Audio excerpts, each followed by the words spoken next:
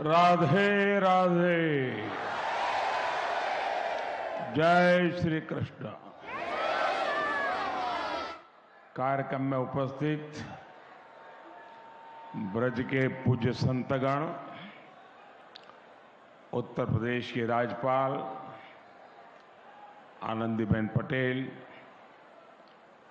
मुख्यमंत्री श्रीमान योगी आदित्यनाथ जी,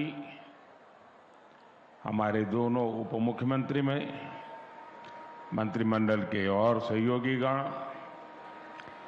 मथुरा की सांसद बहन हेमा मालिनी जी और मेरे प्यारे ब्रजवासियों,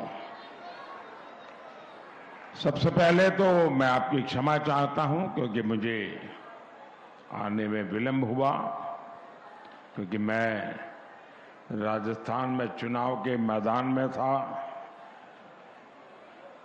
और उस मैदान से अब इस भक्ति वातावरण में आया हूं। मेरा सौभाग्य है कि मुझे आज ब्रज के दर्शन का अवसर मिला है, ब्रजवासियों के दर्शन का अवसर मिला है, क्योंकि यहां वही आता है जहां श्री कृष्ण और श्री जी बुलाते हैं। ये कोई साधारण धरती नहीं है, ये ब्रज तो हमारे श्यामा श्यामजू का अपना धाम है।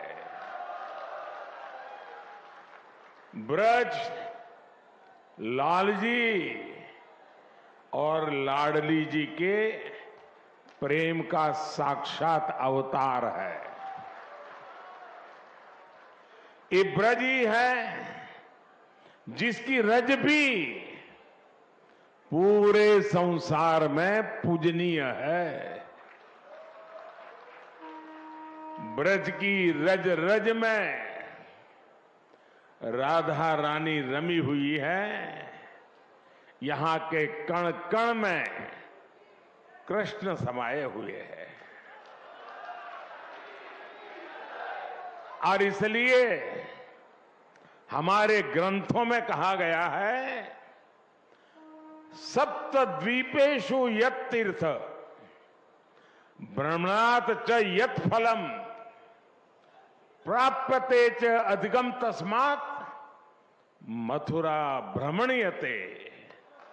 अर्थात विश्व की सभी तीर्थ यात्राओं का जो लाभ होता है, उससे भी ज्यादा लाभ अकेले मथुरा और ब्रज की यात्रा से ही मिल जाता है।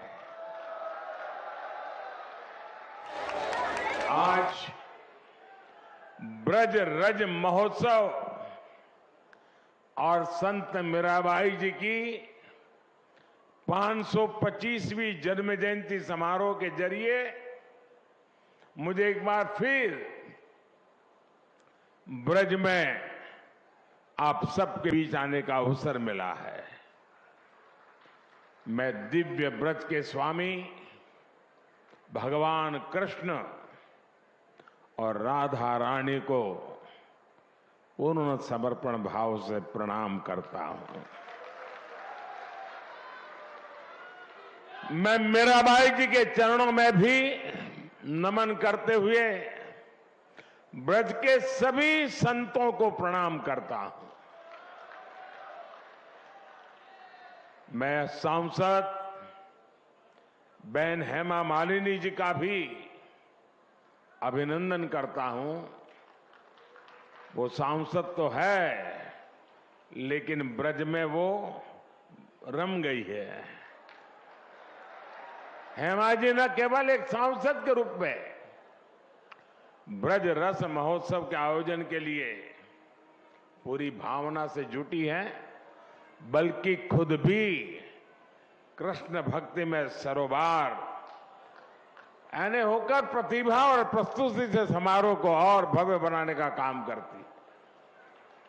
मेरे परिवारजनों, मेरे लिए इस समारोह में आना एक और वजह से भी विशेष है। भगवान कृष्ण से लेकर मीराबाई तक ब्रज का गुजरात से एक अलग ही रिश्ता रहा है। ये मथुरा के कान्हा गुजरात जाकर ही द्वारकाधीश बने थे और राजस्थान से आकर मथुरा वृंदावन में प्रेम की धारा बहने वाली संत मीराबाई जी ने भी अपना अंतिम जीवन द्वारिका में ही बिताया था। मीरा की भक्ति बिना वृंदावन के पूरी नहीं होती है। संत मीराबाई ने वृंदावन भक्ति से अभिभूत होकर कहा था, आलीरी मोहे, आलीरी मोहे लागे वृंदावन निको, घर घर तुलसी ठाकुर पूजा, दर्शन गोविंद जी को। इसलिए जब गुजरात के लोगों को यूपी और राजस्थान में फैले ब्रज में आने का सौभाग्य मिलता है तो हम इसे द्वारकाधीश की ही कृपा मानते हैं। और मुझे तो मां गंगा ने बुलाया और फिर भगवान द्वारकाधीश की कृपा से 2014 से ही आपके बीच में आकर के बस गया, आपकी सेवा में लीन हो गया। मेरे परिवारजनों, मीराबाई का 525वां जन्मोत्सव केवल एक संत का जन्मोत्सव नहीं है, ये भारत की एक संपूर्ण संस्कृति का उत्सव है। ये भारत की प्रेम परा का उत्सव है। ये उत्सव नर और नारायण में, जीव और शिव में, भक्त और भगवान में अभेद मानने वाले विचार का भी उत्सव है, जिसे कोई अद्वैत कहता है। आज इस महोत्सव में अभी मुझे संत मीराबाई के नाम पर स्मारक सिक्का और टिकट जारी करने का सौभाग्य प्राप्त हुआ है। मीराबाई राजस्थान की उस वीर भूमि में जन्मी थी जिसने देश के सम्मान और संस्कृति के लिए असीम बलिदान दिए हैं। 84 कोस का ये ब्रजमंडल खुद भी यूपी और राजस्थान को जोड़कर बनता है। मीराबाई ने भक्ति और अध्यात्म की अमृत धारा बहाकर भारत की चेतना को सिंचा था। मीराबाई ने भक्ति, समर्पण और श्रद्धा को बहुत ही आसान भाषा, सहज रूप से समझाया था। मीरा के प्रभु गिरधर नागर, सहज मिले अविनाशी रे। उनकी श्रद्धा में आयोजित ये कार्यक्रम हमें भारत की भक्ति के साथ साथ भारत के शौर्य और बलिदान की भी याद दिलाता है। मीराबाई के परिवार ने और राजस्थान ने उस समय अपना सब कुछ झोंक दिया था। हमारी आस्था के केंद्रों की रक्षा के लिए राजस्थान और देश के लोग दीवार बनकर खड़े रहे ताकि भारत की आत्मा को, भारत की चेतना को सुरक्षित रखा जा सके। इसलिए आज का ये समारोह हमें मीराबाई की प्रेम परंपरा के साथ साथ उस पराक्रम की परंपरा की भी याद दिलाता है। और यही तो भारत की पहचान है। हम एक ही कृष्ण में बांसुरी बजाते कर्ण कान्हा को भी देखते हैं और सुदर्शन चक्रधारी वासुदेव के भी दर्शन करते हैं। मेरे परिवारजनों, हमारा भारत हमेशा से नारी शक्ति का पूजन करने वाला देश रहा है। ये बात ब्रजवासियों से बेहतर और कौन समझ सकता है। यहां कन्हैया के नगर में भी लाडली सरकार की ही पहले चलती है। यहां संबोधन, संवाद, सम्मान, सब कुछ राधे राधे कहकर ही होता है। कृष्ण के पहले भी जब राधा लगता है तब उनका नाम पूरा होता है। इसलिए हमारे देश में महिलाओं ने हमेशा जिम्मेदारियां भी उठाई हैं और समाज का लगातार मार्गदर्शन भी किया है। मीराबाई जी इसका भी एक प्रखर उदाहरण रही है। मीराबाई जी ने कहा था, जेतई दिसई धरनी गगन बीच, तेता सब उठ जासी, इस देही का गर्व ना करना, माटी में मिल जासी। यानी तुझे इस धरती और आसमान के बीच जो कुछ दिखाई दे रहा है, इसका अंत एक दिन निश्चित है। इस बात में कितना बड़ा गंभीर दर्शन छिपा है, ये हम सभी समझ सकते हैं। साथियों, संत मीराबाई जी ने उस कालखंड में समाज को वो राह भी दिखाई जिसकी उस समय सबसे ज्यादा जरूरत थी। भारत के ऐसे मुश्किल समय में मीराबाई जैसी संत ने दिखाया कि नारी का आत्मबल पूरे संसार को दिशा देने का सामर्थ्य रखता है। उन्होंने संत रविदास को अपना गुरु माना और खुलकर कहा भी, गुरु मिलिया संत गुरु राव रविदास जी, दीनी ज्ञान की गुटकी। इसलिए मीराबाई मध्यकाल की केवल एक महान महिला ही नहीं थी, बल्कि वो महान समाज सुधारकों और पथ प्रदर्शकों में से भी एक रही। साथियों, मीराबाई और उनके पद वो प्रकाश है जो हर युग में, हर काल में उतने ही प्रासंगिक है। अगर हम आज वर्तमान काल की चुनौतियों को देखेंगे तो मीराबाई हमें रूढ़ियों से मुक्त होकर अपने मूल्यों से जुड़े रहने की सीख देती है। मीराबाई कहती हैं, मीरा के प्रभु सदा सहाई, राखे विघन हटाए, भजन भाव में मस्त डोलती, गिरधर पै बलि जाए। उनकी भक्ति में सरलता है पर दृढ़ता भी है। वो किसी भी विघ्न से नहीं डरती है, वो सिर्फ अपना काम लगातार करने की प्रेरणा देती है। मेरे परिवारजनों, आज के इस अवसर पर मैं भारत भूमि की एक और विशेषता का जरूर जिक्र करना चाहता हूं।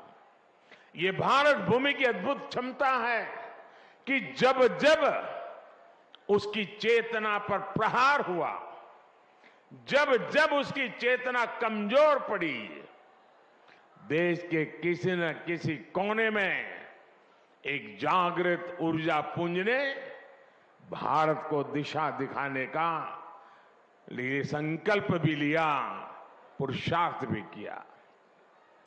और इस पुण्य कार्य के लिए कोई योद्धा बना तो कोई संत बना। भक्ति काल के हमारे संत इसका अप्रतिम उदाहरण है। उन्होंने वैराग्य और विरक्ति के प्रतिमान गढ़े और साथ ही हमारे भारत को भी गढ़ा। अब पूरे भारत को देखिए, दक्षिण में आलवार संत और नायनार संत थे, रामानुजाचार्य जैसे आचार्य थे।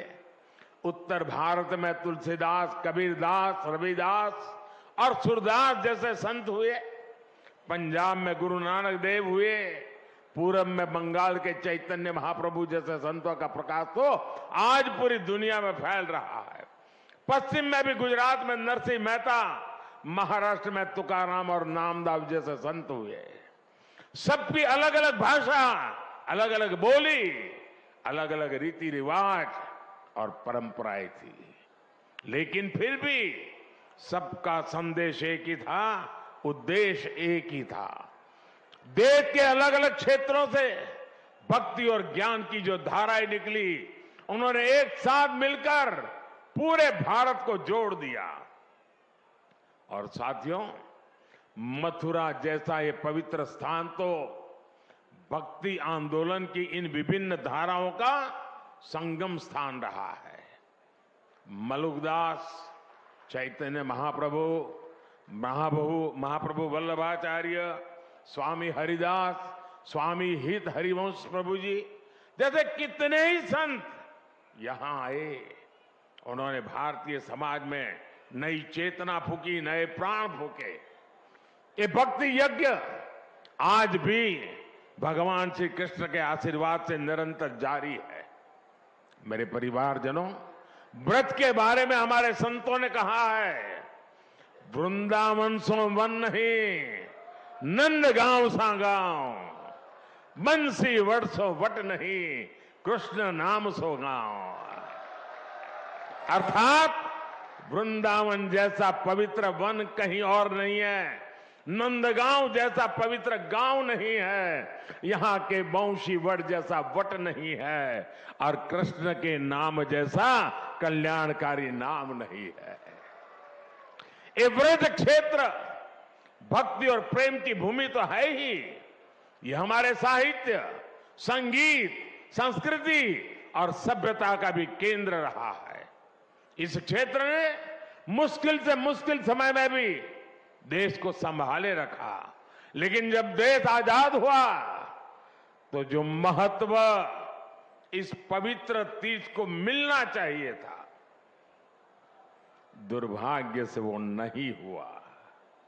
जो लोग भारत को उसके अतीत से काटना चाहते थे, जो लोग भारत की संस्कृति से, उसकी आध्यात्मिक पहचान से विरक्त थे, वो आजादी के बाद भी गुलामी की मानसिकता नहीं त्याग पाए। उन्होंने ब्रज भूमि को भी विकास से वंचित रखा। भाइयों और बहनों, आज आजादी के अमृत काल में पहली बार देश गुलामी की उस मानसिकता से बाहर आया है। हमने लाल किले से पंच प्राणों का संकल्प लिया है। हम अपनी विरासत पर गर्व की भावना के साथ आगे बढ़ रहे हैं। आज काशी में विश्वनाथ धाम भव्य रूप में हमारे सामने है।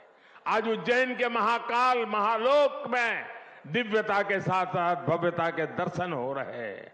आज केदार घाटी में केदारनाथ जी के दर्शन करके लाखों लोग धन्य हो रहे हैं। और अब तो अयोध्या में भगवान श्री राम के मंदिर के लोकार्पण की तिथि भी आ गई है। मथुरा और ब्रज भी विकास की इसकी दौड़ में अब पीछे नहीं रहेंगे। वो दिन दूर नहीं जब ब्रज क्षेत्र में भी भगवान के दर्शन और भी दिव्यता के साथ होंगे। मुझे खुशी है कि ब्रज के विकास के लिए उत्तर प्रदेश ब्रज तीर्थ विकास परिषद की स्थापना की गई है। ये परिषद श्रद्धालुओं की सुविधा और तीर्थ के विकास के लिए बहुत से काम कर रही है। ब्रज रज महोत्सव जैसे कार्यक्रम विकास की इस धारा में अपना प्रकाश भी बिखेर रही है। साथियों, ये पूरा क्षेत्र कान्हा की लीलाओं से जुड़ा है। मथुरा, वृंदावन, भरतपुर, करौली, आगरा, फिरोजाबाद, कासगंज, पलवल, बल्लभगढ़ जैसे इलाके अलग अलग राज्य में आते हैं। भारत सरकार का प्रयास है कि अलग अलग राज्य सरकारों के साथ मिलकर हम उस पूरे इलाके का विकास करें।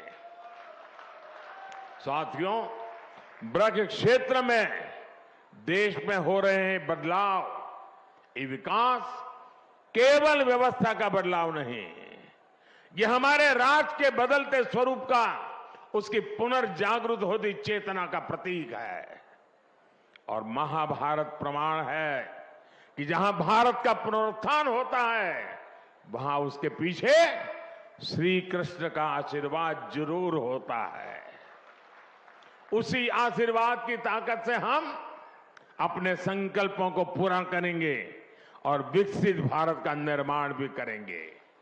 एक बार फिर आप सभी को संत मीराबाई जी की 525वीं जयंती पर मैं बहुत बहुत शुभकामनाएं देता हूं, बहुत बहुत धन्यवाद देता हूं। राधे राधे। जय श्री कृष्ण।